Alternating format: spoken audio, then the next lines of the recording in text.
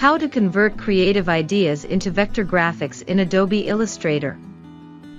When you open the image, you will find the rectangle tool on the top of the toolbar. Use this tool to highlight the area where you want to insert a vector image. Once you have marked the area, click on the Properties button situated on the right side of the panel. Within the Properties panel, select the rectangle and head to the Prompt section. In the text box of the prompt area, input the text you want to add.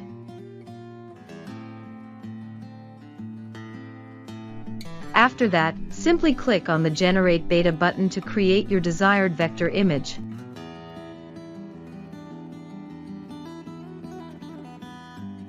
You also have the option to change the images as per your preferences.